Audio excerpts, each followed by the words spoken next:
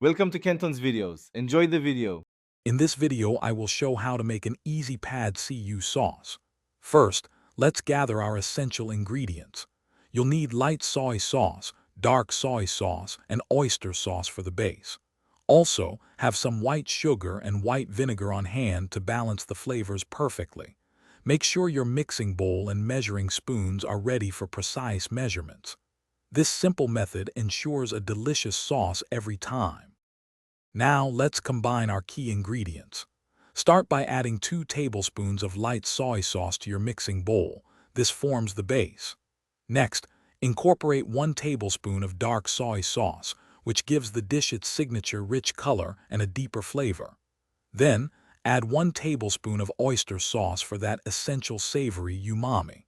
Finally, stir in 1 teaspoon of white sugar to start balancing the savory notes. To perfect the flavor, we'll add a touch of acidity and sweetness. Gently stir in 1/2 teaspoon of white vinegar. This provides a subtle, bright tang. Remember, you can always adjust the amount of sugar to suit your personal taste for sweetness. It's crucial to taste the sauce at this stage and make any final adjustments.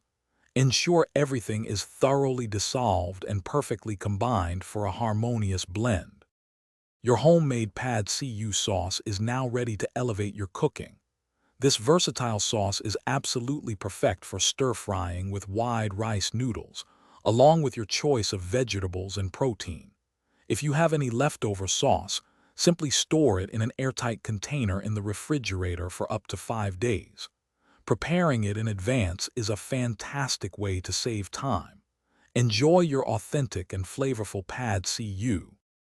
Thanks for watching. Consider subscribing if we helped you.